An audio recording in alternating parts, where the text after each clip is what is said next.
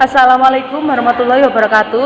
Perkenalkan, nama saya Putri Budianto dari Prodi Pendidikan Agama Islam, kelas PAIB Fakultas Ilmu Tarbiyah dan Keguruan. Di sini saya akan menjalankan tugas UAS Sejarah Pendidikan Islam dengan dosen pengampu Profesor Dr. Strio Supriyatno MAG. Saya akan menjelaskan PPT dari kelompok saya sendiri, yaitu tentang sejarah, pertumbuhan, dan perkembangan madrasah di Indonesia. Yang pertama, saya akan menjelaskan latar belakang berdirinya madrasah. Madrasah sebagai lembaga pendidikan Islam mulai didirikan dan berkembang di dunia Islam sekitar abad 1 hingga 12 Masehi atau abad ke-5 Hijriah.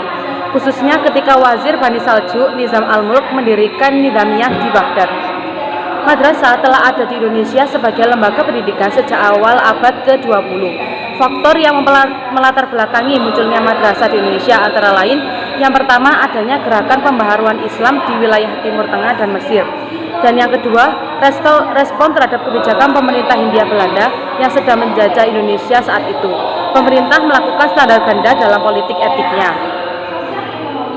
Menurut Zainuddin, bahwasanya Maqdisi mengungkapkan bahwa asal-muasal pertumbuhan madrasah merupakan hasil dari 3 tahap, yaitu masjid, masjid han, dan madrasah. Selanjutnya saya akan menjelaskan tentang madrasah di Indonesia. Yang pertama, madrasah pra-kemerdekaan. Sejarah perkembangan madrasah berawal dari perkembangan Islam di Aceh, yaitu semenjak masa Kesultanan di Aceh sekitar tahun 1520 hingga 1675. Pada tahun 1990, penyelenggaraan madrasah mengalami pembaharuan. Ada 2 faktor utama yang melatar belakangi terjadinya pembaharuan tersebut, yaitu yang pertama, ide-ide yang dibawa oleh para tokoh dan ulama yang pulang dari Timur Tengah, dan yang kedua, menyaingi pendidikan yang diselenggarakan pemerintahan Belanda. Pemerintah Belanda tidak berpihak terhadap penyelenggaraan madrasah, yaitu dengan kebijakan pemerintah Hindia Belanda dalam mengawasi pendidikan Islam adalah penerbitan ordonansi guru. Selanjutnya, madrasah di tahun 1945 hingga 1974. Pasca kemerdekaan, segala bentuk kebijakan terhadap pendidikan sudah ditentukan sendiri, termasuk penyelenggaraan madrasah. Implementasi madrasah pada tahun 1945 hingga 1974, yaitu Departemen Agama intensif memberikan bantuan serupa pengadaan sarana dan prasarana serta biaya operasional, sebagaimana tertuang dalam Peraturan Menteri Nomor 1/1946 tanggal 19 Desember 1946.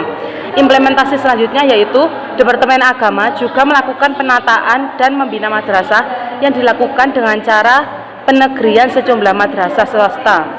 Selanjutnya, madrasah di tahun 1975 sampai 1989. Upaya penyetaraan madrasah dalam Sisdiknas atau Sistem Pendidikan Nasional dengan adanya SKB 3 Menteri Nomor 6 tahun 1975, Nomor 037/4/1975 dan Nomor 36 tahun 1975 tentang peningkatan mutu pendidikan madrasah. Dan yang kedua, persyaratan pendirian madrasah swasta yang didasarkan atas Surat Keterangan Menteri Agama Nomor 5 tahun 1977 dan Pasal 1 serta 2 Undang-Undang Nomor 2 tahun 1989 untuk pengintegrasian pendidikan umum dan Islam. Selanjutnya, madrasah tahun 1990 sampai sekarang, yaitu perubahan dan pembaharuan di sektor pendidikan, memperbarui Undang-Undang Pendidikan tahun 1989 dan kurikulum 1994. Yang ketiga, anggapan paradigma sekolah. Yang keempat, kelas sebagai auditorium atau kelas sekolah biasa. Dan yang terakhir, kelas sebagai laboratorium atau sekolah model. Selanjutnya, faktor penyebab terjadinya perubahan. Yang pertama, dana asing. Yang kedua, sosial ekonomi. Yang ketiga, pandangan agama. Yang keempat, motif sekularisme. Yang kelima, globalisasi. Dan yang keenam, peran pemerintah. Selanjutnya, saya akan menjelaskan tentang madrasah aliyah dalam sistem pendidikan nasional. Madrasah sebagai lembaga pendidikan Islam di Indonesia telah mengalami transformasi dari lembaga pendidikan tradisional menjadi lembaga pendidikan yang lebih modern. Perubahan sistem pada madrasah selain dipengaruhi oleh modernisasi pendidikan Islam, tetapi juga dipengaruhi oleh tuntutan untuk peningkatan sumber daya manusia. Oleh karena itu, pemerintah terus melakukan pembaharuan terhadap peraturan yang menjadi pedoman dalam sistem pendidikan di Indonesia. Yang pertama, Undang-Undang Nomor 4 Tahun 1950. Sistem pendidikan Islam yang berlaku di Indonesia pada masa awal kemerdekaan sesuai dengan apa yang ada di dalam Undang-Undang Nomor 4 Tahun 1950. Dalam undang-undang ini ada upaya yang menjadi perhatian khusus pemerintah terhadap lembaga pendidikan madrasah yang dianggap sebagai lembaga yang memiliki peran yang sangat penting dalam meningkatkan ilmu pengetahuan bagi masyarakat di Indonesia. Dalam undang-undang tersebut tidak mewajibkan secara langsung pemberian mata pelajaran agama pada sekolah-sekolah umum, melainkan harus mendapatkan izin dari wali murid terlebih dahulu. Yang kedua, MPRS nomor 2/MPRS/1960. Keluarnya ketetapan MPRS nomor 2/MPRS/1960 memberikan titik terang status mata pelajaran agama dalam pendidikan umum.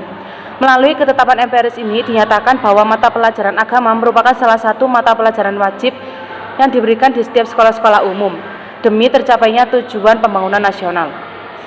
Selanjutnya, SKB 3 Menteri pada tahun 1975. Pada tahap selanjutnya di masa Orde Baru, dikeluarkanlah SKB 3 Menteri pada tahun 1975, yaitu antara Menteri Agama, Menteri Pendidikan dan Kebudayaan, dan Menteri Dalam Negeri. Hal ini merupakan bentuk keseriusan pemerintah dalam upaya mengembangkan sistem pendidikan nasional di Indonesia. Semenjak dikeluarkan SKB 3 Menteri ini, banyak madrasah di Nusantara melakukan perubahan status menjadi negeri.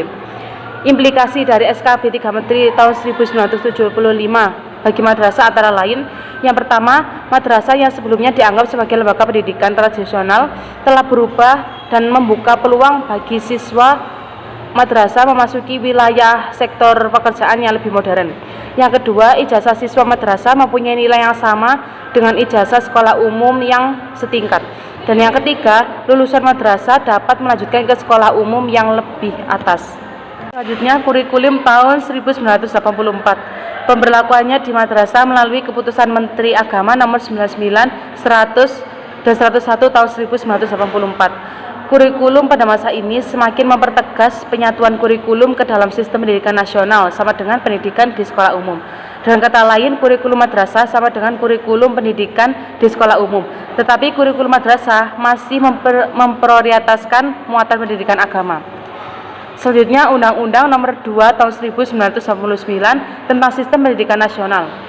Perubahan yang terjadi pada masa ini, madrasah muncul dengan predikat barunya sebagai pendidikan umum yang berciri khas agama Islam, terdiri dari madrasah ibtidaiyah atau MI, madrasah sanawiyah atau MTS, dan madrasah aliyah atau MA.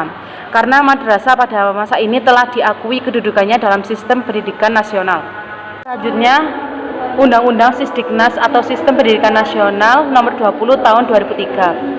Persoalan penting yang menjadi sorotan dalam Undang-Undang Sisdiknas ini adalah penyamaan posisi pendidikan di sekolah dengan madrasah. Pendidikan agama sangat penting dalam kehidupan masyarakat karena agama menjadi pedoman yang menuntun manusia dalam kehidupan. Dengan demikian, pendidikan agama di madrasah harus ditingkatkan baik dari sisi peningkatan kualitas maupun pemberian sarana dan fasilitas. Karena antara sekolah umum dan madrasah memiliki peran yang sama pentingnya dalam sistem pendidikan nasional. Perubahan yang sangat signifikan terhadap penyelenggaraan madrasah aliyah ketika pemerintah memberlakukan Undang-Undang Nomor 22 Tahun 1999 tentang pemerintah daerah yang kemudian direvisi dengan Undang-Undang Nomor 32 Tahun 2004. Perubahan yang terjadi di bidang pendidikan adalah tanggung jawab terhadap penyelenggaraan pendidikan. Jika sebelumnya pengelolaan pendidikan bersifat sentralisasi, setelah diberlakukannya undang-undang ini, pengelolaan pendidikan berlaku secara desentralisasi. Dengan kata lain, pendidikan tidak lagi dikelola oleh pemerintah pusat, tetapi sudah dilimpahkan ke pemerintah daerah. Perubahan aturan tentang pemerintah daerah tersebut dianggap sebagai awal dari kemajuan pendidikan. Dengan demikian, madrasah yang mengalami proses perubahan dan modernisasi dari sistem lembaga pendidikan tradisional menjadi lembaga pendidikan yang lebih modern, telah menata kurikulumnya dengan baik, sehingga madrasah tidak hanya lembaga yang mengajarkan tentang ilmu agama saja, tetapi juga mengajarkan ilmu-ilmu umum ke peserta didiknya. Selanjutnya, saya akan menjelaskan tentang peran pemerintah dalam pengelolaan madrasah. Berbicara mengenai peran pemerintah terhadap madrasah, sama juga membicarakan bagaimana pemerintah sebagai kelompok politik berinteraksi dengan kelompok kependidikan atau educational groups. Setelah merdeka, Indonesia menjadi sebuah negara yang berdaulat dalam pemerintahan sendiri. Dilihat dari masa perpolitikan Indonesia, masa ini disebut dengan Orde Lama, yaitu masa kepresidenan dijabat oleh Soekarno. Peran pemerintah Orde Lama terhadap madrasah dibuktikan dengan munculnya berbagai peraturan dan perundang-undangan yang mengatur madrasah, baik dari segi pendanaan, kurikulum, sumber daya manusia, dan sarana prasarana. Sedangkan peran pemerintah Orde Lama dalam pengadaan sarana dan prasarana sebagai wujud kepedulian terhadap madrasah dibuktikan dengan membangun madrasah di berbagai daerah di Indonesia. Peningkatan sumber daya manusia, peran pemerintah Orde Lama melalui perpanjangan tangan Departemen Agama menyiapkan tenaga pengajar yang masih dianggap kurang dalam pengembangan madrasah. Langkah-langkah yang ditempuh terkait dengan persoalan ini adalah: pertama, jangka pendek, yaitu dengan menyelenggarakan pendidikan atau kursus singkat. Kedua, jangka panjang, yaitu membuka atau mendirikan pendidikan khusus yang menyiapkan calon guru agama. Setelah terjadi peralihan masa kepemerintahan Indonesia tanggal 11 Maret 1966 dari Presiden Soekarno ke Presiden Soeharto, atau dari masa Orde Lama ke Orde Baru, membawa konsekuensi perubahan strategi politik dan kebijakan pendidikan nasional. Selanjutnya, peran pemerintah dalam pengelolaan madrasah pada masa Orde Baru. Pada awalnya, peran pemerintah Orde Baru terhadap madrasah dikatakan hanya melanjutkan tradisi dan kebijakan sebelumnya. Namun pada tahap berikutnya, antara akhir 70-an sampai akhir 80-an, pemerintah mulai memikirkan pengintegrasian madrasah dalam sistem pendidikan nasional. Antara upaya yang dilakukan oleh pemerintah dalam mengintegrasikan madrasah dalam sistem pendidikan nasional antara lain: yang pertama, memperkuat posisi madrasah dalam setiap jenjang agar dapat menempati posisi yang sama dengan pendidikan. Yang kedua, menyelenggarakan ide pendidikan di bawah satu atap dan menegrikan sejumlah madrasah. Yang ketiga, mengeluarkan SKB 3 Menteri pada tahun 1975. Dan yang keempat, membekali siswa MA dengan berbagai pengetahuan agar dapat mengimbangi pendidikan umum, sekaligus membekali siswa agar dapat melanjutkan ke perguruan tinggi umum. Selanjutnya, peran pemerintah dalam pengelolaan madrasah pada masa reformasi. Setelah bergantinya masa Orde Baru, kemudian digantikan dengan masa reformasi, banyak perubahan dan pembaharuan pendidikan Islam khususnya madrasah.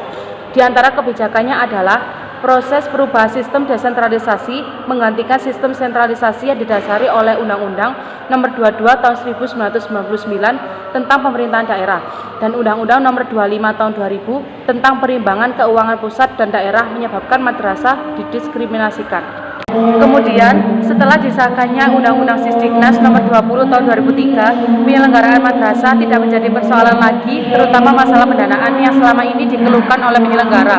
Sebab Undang-Undang Sisdiknas Nomor 20 Tahun 2003 dengan jelas menyebutkan pada pasal 15 bahwa jenis pendidikan mencakup pendidikan umum, kejuruan, akademik, profesi, vokasi, keagamaan, dan khusus. Kemudian dipertegas lagi pada pasal 17 dan 18 pada penyebutan sekolah dasar dan menengah.